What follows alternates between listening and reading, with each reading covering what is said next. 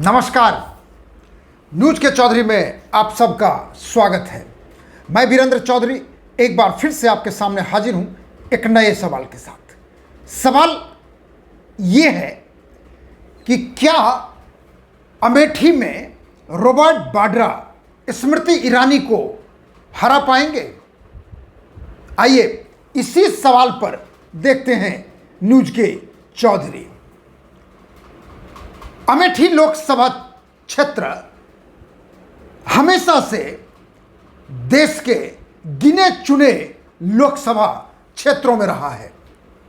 अमेठी लोकसभा क्षेत्र का निर्माण हुआ था 1967 के लोकसभा चुनाव में और अब तक वहां पे 16 लोकसभा चुनाव एवं उपचुनाव हो चुके हैं। यानी लोकसभा का 14 है और 2 उपचुनाव हुए हैं अमेठी में। आंकड़ा देखेंगे तो यदि 16 चुनाव का आंकड़ा देखेंगे तो कांग्रेस की जीत हुई है 13 लोकसभा चुनाव में, बीजेपी 2 और जनता पार्टी 1। यदि उपचुनाव लोकसभा का छोड़ दें तो 14 चुनाव हुए हैं, जिसमें 11 पे कांग्रेस की जीत हुई, 2 बीजेपी और 1 जनता पार्टी। चर्चा यह है अब की बार कि रॉबर्ट वाड्रा अमेठी से स्मृति ईरानी के खिलाफ चुनाव लड़ सकते हैं। सीधा सवाल उठता है कि राहुल गांधी 2019 में स्मृति ईरानी से चुनाव हार चुके हैं। क्या सचमुच रॉबर्ट वाड्रा अब की बार स्मृति ईरानी के खिलाफ अमेठी में चुनाव लड़ेंगे? और यदि लड़ेंगे तो क्या वो जीतेंगे? इसके लिए हम आपको 2 हिस्टोरिकल डेटा बताएंगे। पहला ये कि जैसा मैंने बताया कि अमेठी में अब तक 16 लोकसभा चुनाव और उपचुनाव हो चुके हैं, जिसमें कांग्रेस की जीत हुई 13 बार, बीजेपी 2 बार और 1 बार जनता पार्टी। यदि उपचुनाव को छोड़ दें तो 14 2 बार उपचुनाव हुए हैं, तो 14 में 11 है कांग्रेस, 2 बीजेपी, 1 जनता पार्टी। अब सवाल उठता है, जो असली सवाल है, जो मैंने 2 कारण बताया। पहला कारण सुनिए। पहला कारण यह कहता है कि अमेठी में गांधी परिवार ने अब तक 11 बार चुनाव और उपचुनाव लड़े हैं। 11 बार में 9 बार गांधी परिवार की जीत हुई है और 2 बार हार हुई है। अब वो खाका देखिए कि पहली बार संजय गांधी 1977 में अमेठी में चुनाव हार जाते हैं। उसके बाद 1980 में संजय गांधी चुनाव जीतते हैं, लेकिन उसके बाद उनकी मृत्यु हो जाती है।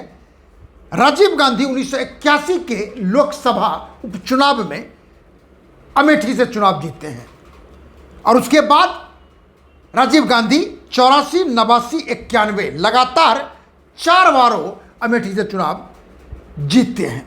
उसके बाद 1999 में गांधी परिवार के तीसरे यानी सोनिया गांधी चुनाव जीतती हैं और उसके बाद 2004, 2009 और 2014 राहुल गांधी चुनाव जीतते हैं और 2019 में राहुल गांधी चुनाव हार जाते हैं।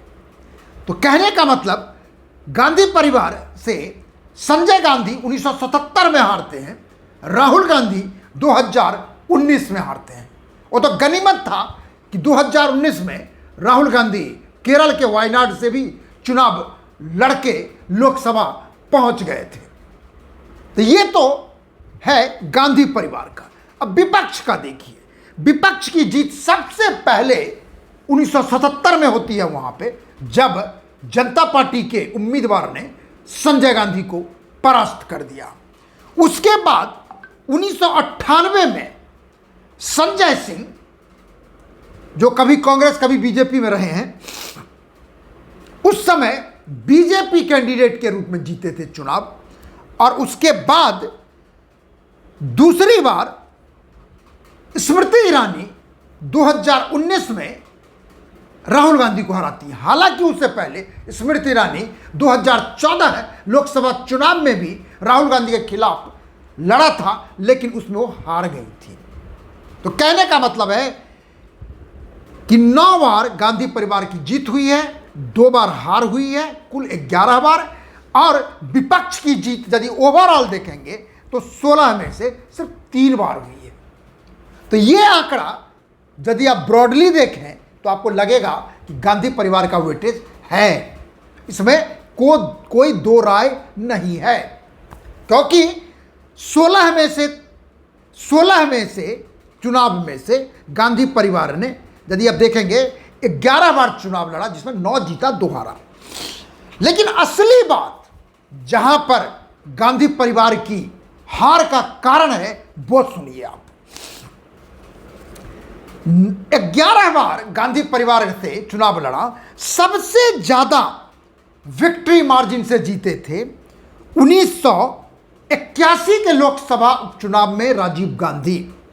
विक्ट्री मार्जिन था 77.29%।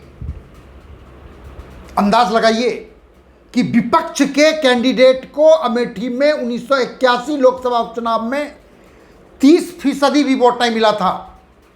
कहने का मतलब 26.7 के आसपास विपक्ष को मिला था, और टोटल जो अंतर था 77.29% का 1981 लोकसभा उपचुनाव में।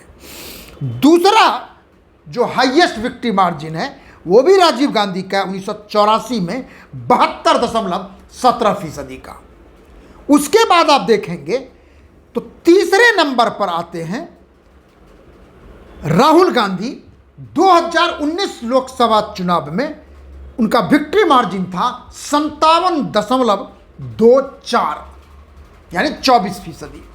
उसके बाद फिर से 1989 में राजीव गांधी का ही रिकॉर्ड है 50.22% विक्ट्री मार्जिन का। और अब हम, ये तो ब्रॉडली हुआ, अब देखिए राहुल गांधी का, जो हारे स्मृति ईरानी से।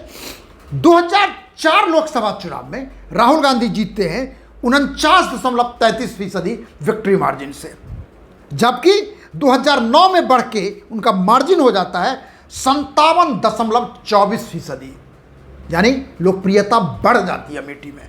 लेकिन 2014 लोकसभा चुनाव, खतरे की घंटी, उसी समय राहुल गांधी को लग गया था कि अमेठी अब गांधी परिवार के लिए सुरक्षित सीट नहीं रहा। वो कैसे?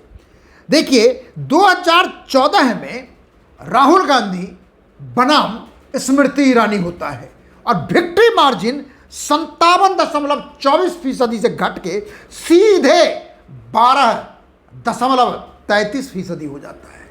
मतलब राहुल गांधी 2014 में तो जीतते हैं, लेकिन जो मार्जिन है 12.33% का, और घट के 57% से, सोचिए, लगभग 5 गुना डिप करता है राहुल गांधी का विक्ट्री मार्जिन।